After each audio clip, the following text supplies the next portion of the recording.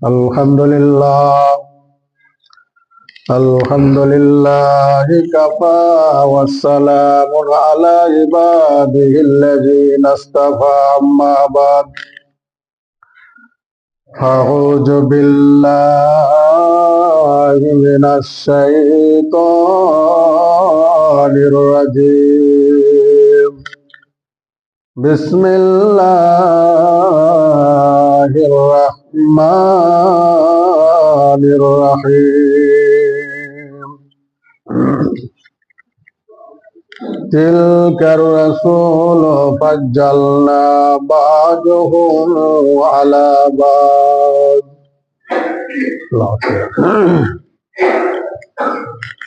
উপস্থিত মুসলিম সমাজ, সর্বাগ্রহী মহান স্রষ্টার প্রশংসা, যেই মহান রব্বুল আলামিন এই মানব জাতিকে জ্ঞান বিবেক বুদ্ধি বিবেচনা দিয়ে এই ভূমণ্ডলের মাঝে আবির্ভাব করেছেন। তাই সংক্ষিপ্ত ভাষায় তার প্রশংসা করি, সকলে বলুন আলহামদুলিল্লাহ। অতঃপর তার প্রিয় রাসূল পথ প্রদর্শক হযরত আহমদ মুজতবা মুহাম্মদ মুজতবা সাল্লাল্লাহু আলাইহি ওয়াসাল্লামের প্রতি সহস্র দরুদ ও শান্তির ধারা বর্ষিত হোক। আল্লাহুম্মা সাল্লি আলাইহি আল্লাহুম্মা বারিক আলাইহি। ভাই সকল, আমি আপনাদের সম্মুখে মহাগ্রন্থ আল কোরআন থেকে একটি আয়াতের অংশ পরিবেশন করেছি। সে আয়াতকে সামনে রেখে তার সাথে সাথে নবী গুরু মুহাম্মদ রাসূলুল্লাহ সাল্লাল্লাহু আলাইহি সাল্লামের কিছু হাদিসের কথা বলে এই জুমার খুতবাকে সমাপ্ত করব। ওয়া তাওফিক ইল্লা বিল্লাহ।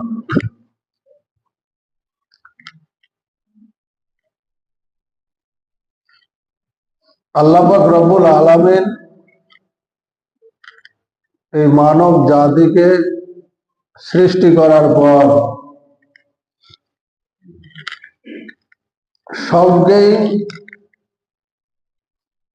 সমানভাবে সম্মান বা জ্ঞান দান করেননি।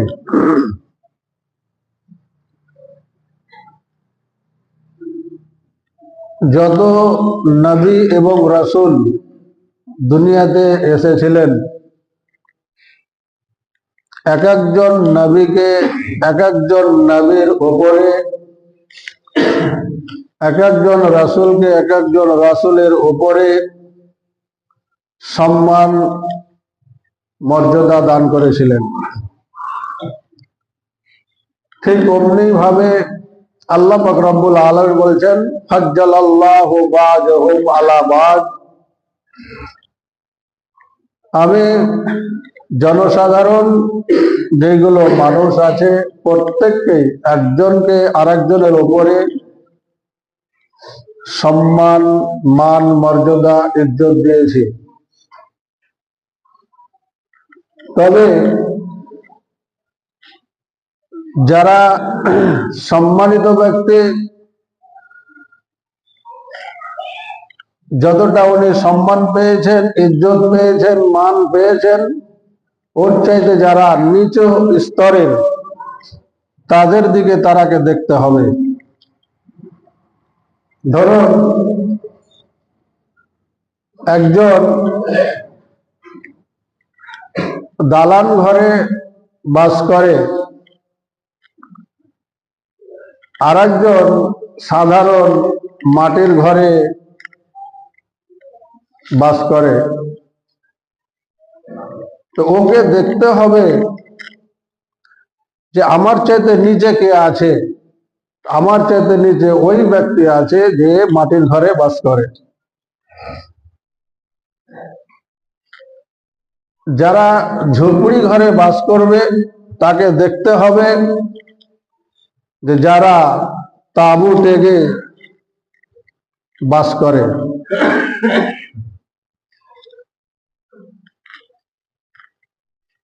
এইভাবে প্রত্যেককেই তার নিচে দিকে দেখতে হবে, তাহলেই তারা আল্লাহকে চিনতে পারবে এবং একজন মানুষ হিসাবে আরেকজন মানুষের দুঃখ কষ্ট বুঝতে পারবে এবং যারা বড় তারা শ্রদ্ধা পাবে, যারা ছোট তারা স্নেহ ভালোবাসা পাবে। এটাই হলো আল্লাহ এবং আল্লাহ রসুলের নিয়ম নীতি পদ্ধতি এবং সিস্টেম। এই জিনিসটা যতক্ষণ পর্যন্ত আমাদের মাঝে না আসবে ততক্ষণ পর্যন্ত আমরা সঠিক মানুষ হিসাবে পরিচিত পাব না। আজকে এই জিনিসটা বুঝার জন্য, এটাকে ফলো করার জন্য, এটাকে মেনে চলার জন্য আল্লাহ পাক রব্বুল আলামিন এমনই একটা ঘটনা নবীদের মাধ্যমে আমাদের মাঝে রেখে দিয়েছেন, যেন মানুষ সেই ঘটনাটাকে জানে, বুঝে এবং সেটাকেই তার জীবনে বাস্তবায়ন করে। যেমন ঘটনাটা কি, হযরতে মূসা আলাইহিস সালাতু ওয়াস সালাম তিনি বনি ইসরাইলের নবী ছিলেন সেই যুগে। একদিন কোন এক সভায় ভাষণ দিতেছিলেন। এই ভাষণ দেওয়ার সময় বনি ইসরাইলের একজন লোক হযরতে মূসা আলাইহিস সালাতু ওয়াস সালামকে প্রশ্ন করে বসলেন যে, হে নবী মূসা আলাইহিস সালাতু ওয়াস সালাম, পৃথিবীতে সবথেকে জ্ঞানী ব্যক্তিকে? উনি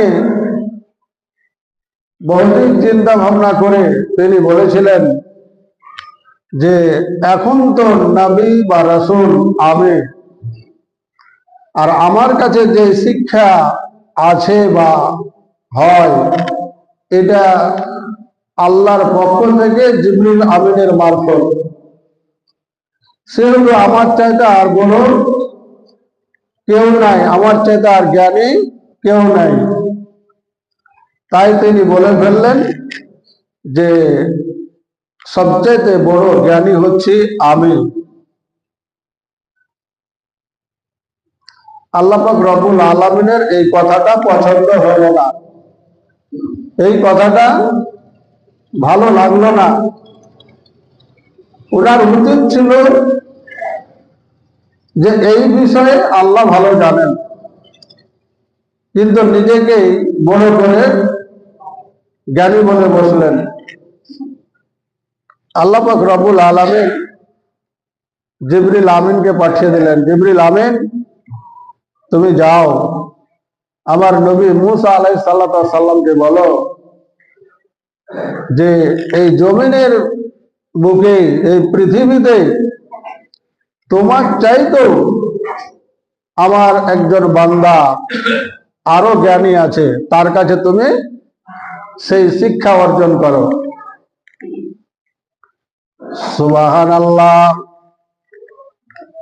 যেমন জিবরিল আমিন এসে বললেন, আসসালামু আলাইকুম ইয়া রাসূলুল্লাহ, হুজুর গো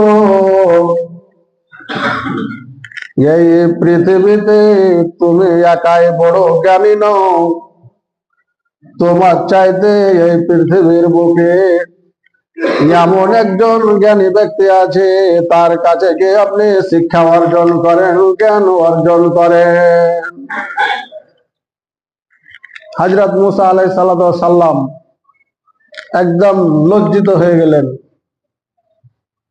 অনুতপ্ত হয়ে গেলেন, অনুশোচনায় পড়ে গেলেন। হযরতে মূসা আলাইহিস সালাম বললেন, ইয়া রাব্বুল আলামিন গো, আমি যে তোমার ওই বান্দার কাছে জ্ঞান অর্জন করব, শিক্ষা অর্জন করব, তোমার ওই বান্দাকে আমি কোথায় খুঁজে পাবো, কিভাবে খুঁজে পাবো?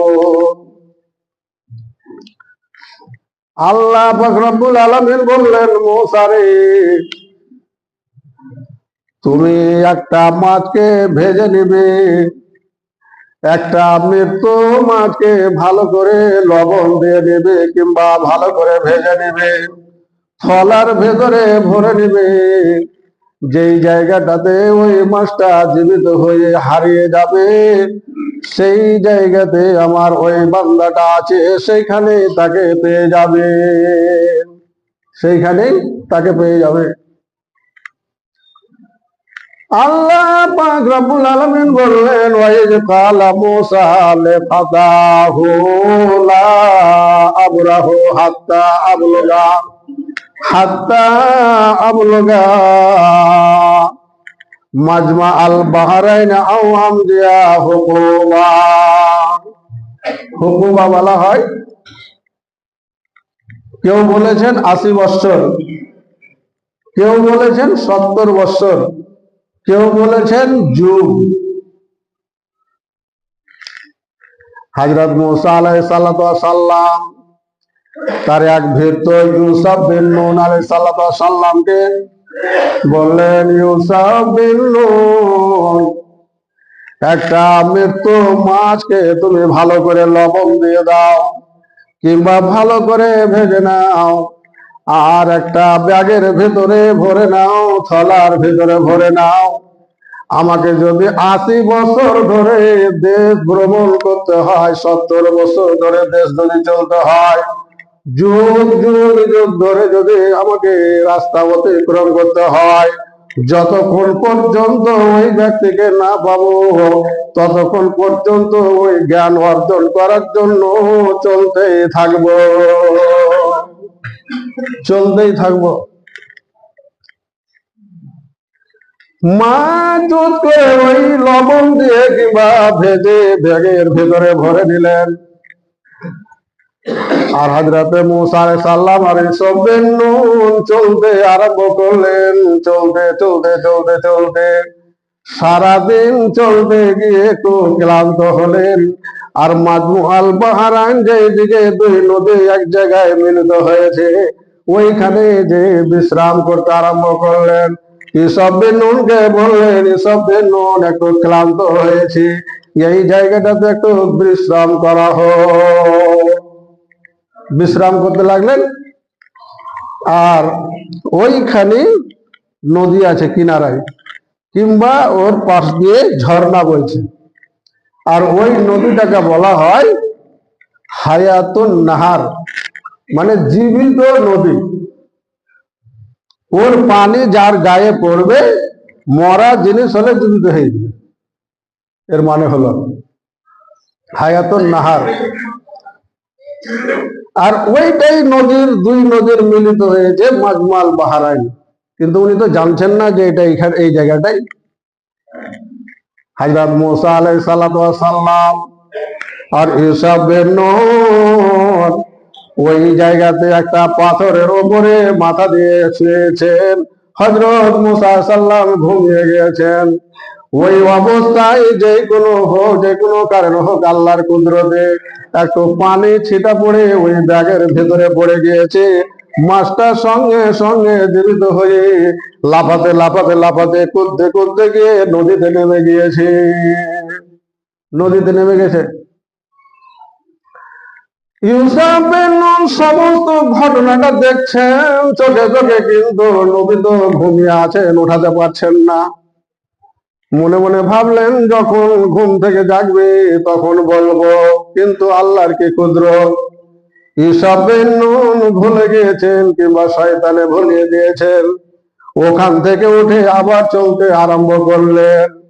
সারা রাত চলতে চলতে চলতে চলতে যখন সকাল হয়ে গেল, হযরত মূসা আলাইহিস সালাম বলছেন, ইউসুফ বিন নুন রে, বড় ক্লান্ত হয়ে পড়েছি, আর সকালকার ক্ষুধা লেগেছে, খাবার নিয়ে এসো, একটু এখানে বিশ্রাম করে খাওয়া দাওয়া করে নি, এখানে একটু বিশ্রাম করে খাওয়া দাওয়া করে নি। ওই সময় চট করে ইউসুফ বিন নুনের মনে পড়ে গেল, ইয়া রাসূলুল্লাহ, হুজুর গো, যেই জায়গাতে বিশ্রাম করতেছিলাম, পাহাড়ের পাথরের উপরে মাথা দিয়ে দুইজনে শুয়েছিলাম, ওইখানে আমাদের মাছটা জীবিত হয়ে লটপট করতে করতে করতে করতে সমুদ্রে নেমে গিয়েছিল। আমি বলতে ভুলে গিয়েছি, শয়তান আমাকে ভুলিয়ে দিয়েছে। হযরত মুসা সাল্লাম বললেন, আমাদের এটাই তো আসল লক্ষ্য উদ্দেশ্য, চলো ওখানে ফিরে যাই। আবার ওখানে ফিরে আসলেন, শটের উপরে বলছি, ওখানে ফিরে আসলেন। আসার পরে দেখছেন যে মাছ যেই জায়গাতে গিয়েছে রাস্তা হয়ে গেছে। আল্লাহ নবী মুহাম্মদ সাল্লাল্লাহু আলাইহি ওয়াসাল্লাম বলছেন যে দুই দিককার পানি হাতের ইশারায় বলছেন মেহরাবের মতন হয়ে গেছে। দুই দিককার পানি দুই দিকে দাঁড়িয়ে গেছে উঁচু হয়ে, আর একদম সুড়ঙ্গ পথ হয়ে যেখান পর্যন্ত গেছে মাছ হয়ে গেছে রাস্তা। হযরত মুসা আলাইহিস সালাম ওই পথ ধরে গেলেন, যাওয়ার পরে দেখছেন একজন সাদা আবৃতি চাদর উপরে বসে আছেন, বেশ সুন্দর হয়ে বুজরুগ মানুষে বসে আছেন। যে সালাম দিলেন আসসালামু আলাইকুম, যেমন সালাম দিলেন খেজর আলাইহিস সালাম বললেন, তুমি কে গো? এই বাক্য তো, এই শব্দ তো এই দেশে কেউ বলে না। হযরত মুসা বললেন যে আমি হচ্ছি বনী ইসরাইলের নবী মুসা আলাইহিস সালাম। কেন আসা হয়েছে? না তো আল্লাহর পক্ষ থেকে আপনার কাছে কিছু জ্ঞান অর্জন করার জন্য আসা হয়েছে। খিজির আলাইহিস সালাম বললেন, মুসা, তুমি যত রাগী মানুষ এবং নবী মানুষ, যে শিক্ষা আল্লাহ পাক রব্বুল আলামিন আমাকে দিয়েছে ওই শিক্ষা তোমাকে দেওয়া হয়নি। যে শিক্ষা, যে জ্ঞান তোমাকে দিয়েছে ওই জ্ঞান আমাকে দেওয়া হয়নি। মুসা রে, এমন কিছু জ্ঞান আমাকে আল্লাহ পাক রব্বুল আলামিন দান করেছে, ওই কাজ যদি করে তুমি বরদাস্ত করতে পারবে না, তুমি দেখে নিজেকে কন্ট্রোল রাখতে পারবে না, সেহেতু তোমার দ্বারাই আমার জ্ঞান শেখা সম্ভব হবে না। আমার কাছে তোমার জ্ঞান শেখা সম্ভব হবে না। কোরআনের আয়াত ভাষা বলছি, আরবি পড়লে এবারত পড়লে দেরি হয়ে যাবে। হযরত মুসা সাল্লাম বলেন, কালা সাতাজিদুনি ইনশাআল্লাহ সাবরা, হুজুর আমি ধৈর্য ধারণ করব আর কোনো প্রশ্ন করব না, আপনাকে বাধা দেব না। ঠিক আছে, চলতে লাগলেন। সমুদ্রের কিনারা যেতে যেতে একটা মাঝি নৌকা নিয়ে, নতুন নৌকা নিয়ে চলছে। খিজির আলাইহিস সালাম ডাকলেন, নৌকাতে চেপে গেলেন। ওনারা খিজির আলাইহিস সালামকে চিনতেন, মাঝি বিনা পয়সায় পার করে দিলেন। নামতে যাবে কিছু দূর আগে ওই নৌকাতে একটা কুড়ালি ছিল, কুড়ালিটা নিয়ে নৌকার এমন একটা জায়গাতে কোপ মারলেন যে নৌকাটা ছিদ্র হয়ে গেল, নৌকাটা জখম হয়ে গেল, পানি হ করে ঢুকতে আরম্ভ করলো, মানুষ যেন ডুবে পড়তে চলে যায়, এই অবস্থা হয়ে গেল। সঙ্গে সঙ্গে মুসা সাল্লাম বললেন, আপনি কোন কাজ করলেন, এটা কেন করলেন? লোকটা আমাদের বিনা পয়সায় পার করে দিল, এত উপকার করলো, আর একটা গরিব মানুষের একটা ভালো জিনিসকে আপনি নষ্ট করে দিলেন, ক্ষতি করে দিলেন, এটা আপনার কেমন কাজ হলো? হযরত খিজির আলাইহিস সালাম বললেন, আমি তো বলেছি তুমি আমার শিক্ষা শিখতে পারবে না, তুমি ধৈর্য ধরতে পারবে না। হযরত সাল্লাম বললেন যে আমি ভুলেই গিয়েছিলাম, কথাটা মাফ করে দেন। হযরত খিজির সাল্লাম মাফ করে দিলেন। ওখান থেকে চলতে লাগলেন। কিছুদিন যাওয়ার পরে অনেকগুলো বাচ্চা খেলাধুলা করতে আছে, তার মধ্যে এমন একটা সুন্দর বাচ্চা, দেখতে এত সুন্দর, ওই বাচ্চাটাকে ডাকলেন। ডাকার পরে তার টুটি খান্ডা চিপে আছাড় মেরে সঙ্গে সঙ্গে মেরে ফেলে দিলেন। সঙ্গে সঙ্গে মুসা সাল্লাম ধৈর্য ধরতে পারলেন না, বললেন, ও খিজির সাল্লাম, আপনি একটা এত বড় মানুষ হয়ে এর জন্য কোন শরীয়তে খুন হালাল হয়নি, আপনি একে হত্যা করে দিলেন, এটা কেমন কাজ হলো? লাউ সেটা, তুমি এটা কেমন কাজ করলে যে আমরা একটা জঘন্য কাজ করলে, বিস্ময়কর কাজ করলে। হযরত মুসা সাল্লাম বললেন, খিজর সাল্লাম, তোমাকে আগেই বলেছি তুমি আমার বিদ্যা শিখতে পারবে না, ধৈর্য থাকতে পারবে না। বলছে এবারকার মতন আমাকে ক্ষমা করে দেন, এরপরে যদি আপনাকে প্রশ্ন করি বাধা দিই তাহলে আমার কার রাখছেন না সাথে। কিছু দূর যাওয়ার পরে একটা গ্রামে ঢুকলেন। গ্রামে ঢোকার পরে এত ক্ষুধা লেগেছে, ক্ষুধার যন্ত্রণায় ছটপট ছটপট করতে আছে। গ্রামের লোকের কাছে কিছু খাবার চাইলেন, কেউ খাবার দিতে রাজি হলো না, কেননা গ্রামের লোকেরা খুব কৃপণ, খুব বখিল, দান পুণ্য করতে খুব বখিল, খাওয়াতে খুব বখিল কৃপণ। কেউ কিছু দিল না। কিন্তু কিছু দূর গিয়ে একটা বাড়ি দেখতে পাচ্ছে ফাটাল ধরে আছে, পড়বো পড়বো হয়ে আছে। হযরত খিজির আলাইহিস সালাম ওই বলটাকে ধরে সোজা করে দিলেন, বলটা ধরে সোজা করে দিলেন। হযরত মুসা সাল্লাম ফের বললেন, লাউ সে লাত্তা খাজদা আজরা, আপনি কি করলেন? এত আমরা ক্ষুধায় ছটফট করছি, খাবার চাইলাম, এরা এত কৃপণ বখিল, কিছুই খেতে দিল না। আপনি যদি এর বিনিময়ে কিছু নিতেন তাও তো আমরা খেতে পেতাম। আপনি কেন করলেন ভাবে? খিজির আলাইহিস সালাম বললেন, মুসা রে, হাজা ফিরাকু বাইনি ওয়া বাইনাকা, আর তোমার আর আমার সঙ্গে থাকা হবে না, এখান থেকে শেষ। তুমি নিজেই বলেছো যে এরপরে যদি আপনাকে প্রশ্ন করি তাহলে আপনি আমাকে সঙ্গে রাখেন না। তোমার কথা অনুযায়ী তোমার আমার ভাগ হয়ে গেল, আর থাকতে পাবা না, থাকতে পাবা না। তবে হ্যাঁ, যেগুলো কাণ্ড ঘটলো তিনটা, এই ঘটনাটির তাৎপর্য ব্যাখ্যা তোমাকে বলে দিল। সংক্ষেপে বলি, হযরত খিজির আলাইহিস সালাম বলতে লাগলেন, কি বললেন? মুসা, প্রথমে যে নৌকাটা ছিদ্র করে দিয়েছিলাম, জোখে করে দিয়েছিলাম, দেশের এমন একটা বাদশা, জালেম বাদশা আছে, স্বৈরাচারী বাদশা আছে, নিখোঁজ যদি কোনো জিনিস পায় তার কাছ থেকে খেয়ে নিয়ে নেয়, কেড়ে আত্মসাৎ করে নেয়। মশারে এই লোকটা গরিব, এই নৌকাটা যদি এর কাছ থেকে বাদশা জানতে পারে নিখোঁজ নৌকা আছে, তাহলে কেড়ে নেবে, ছিনতাই করে নেবে, আত্মসাৎ করে নেবে। এই লোকটার সংসার চলবে না, বহু কষ্টে কাটবে।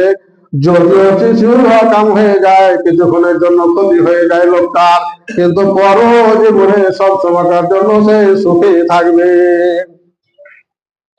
2 নম্বর মশা, বাচ্চাটাকে যে আমি মারলাম অজ্ঞানা,